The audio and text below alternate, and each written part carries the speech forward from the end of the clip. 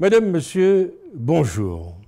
La place incontournable tenue à l'échelle du globe par le football en général et la Coupe du Monde en particulier, place exacerbée depuis 3 décennies par la télévision, désormais premier sponsor du ballon rond, justifie l'intérêt des approches géopolitiques et géoéconomiques portant sur tel ou tel aspect de ce jeu qualifié depuis longtemps de bagatelle la plus sérieuse du monde. Elle justifie aussi l'intérêt de l'évocation de son évolution récente dans les pays du Sud, et notamment au sein de l'Afrique subsaharienne, où le football peut apparaître comme une vigoureuse, sinon caricaturale, illustration des défis liés à l'état d'inégal développement. Au même titre que le désormais célèbre Brain Drain, l'exode des cerveaux, qui contribue depuis un demi-siècle à renforcer le potentiel intellectuel et scientifique des pays du Nord en général, des États-Unis en particulier, tout en approvissionnant en ce domaine les régions du Sud. Le muscle drain, dit-on, l'exode des sportifs, s'est considérablement développé depuis plusieurs décennies. Et en ce domaine, l'Afrique subsaharienne, à tout le moins à travers l'exemple du ballon rond, fait littéralement figure de modèle. Bien sûr, cet exode et sa densification récente sont intimement liés, outre le désir d'accéder à la renommée, une quête nullement spécifique au continent africain, à des conditions strictement économiques, tant pour les joueurs issus de ces pays en voie de développement. On dénombre 17 États localisés en Afrique subsaharienne que pour le pays d'origine du migrant. Les intermédiaires de tout acabit, tant dans le sud que dans les pays d'accueil. Et certaines stars du ballon rond peuvent ainsi faire vivre des familles, voire des communautés villageoises entières. Ce facteur économique que l'on retrouve en Amérique latine, par exemple, est exacerbé par les effets du double processus de libéralisation et de mondialisation, sans parler, à tort ou à raison, des corollaires plus ou moins mythiques de la médiatisation. Il explique aussi, en grande partie, par les similitudes constatées entre ces processus migratoires footballistiques et les flux traditionnels d'émigration des pays pauvres vers l'Eldorado présumé de l'hémisphère nord.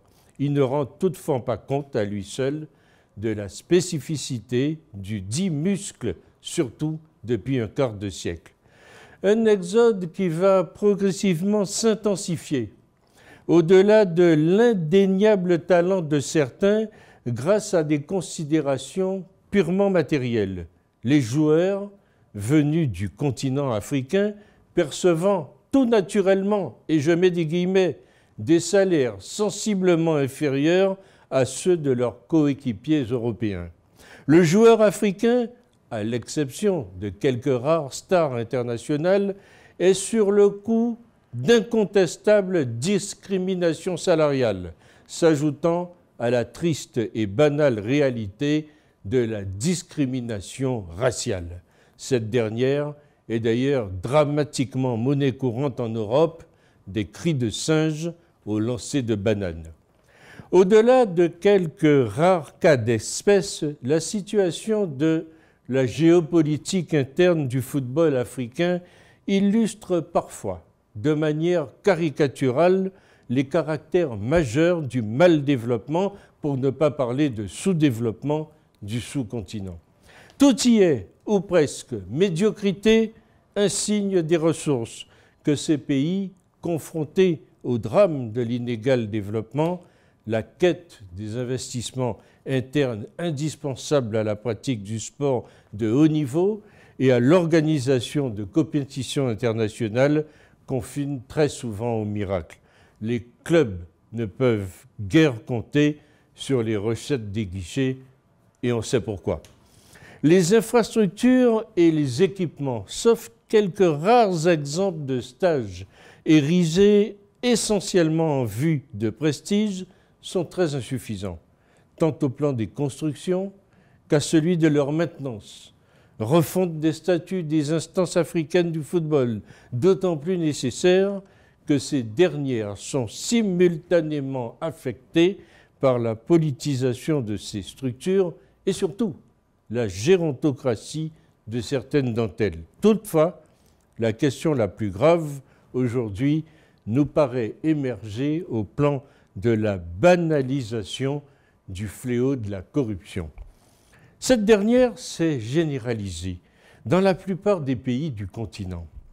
Les trafics en tout genre sont monnaie courante. Des caisses régulièrement vidées aux subventions et aux aides internationales qui s'évaporent. Des disparitions d'équipements aux fausses factures et aux matchs truqués. Manœuvres généralisées, nullement spécifiques certes à l'Afrique, mais exacerbées par une règle incontournable, la faiblesse des rémunérations perçues par les joueurs et les arbitres locaux augmente de toute évidence la population potentiellement corruptible. Un problème perpétuel de grande ampleur pour tout un continent qui risque de perdurer quelques années encore, c'est ce que je crois.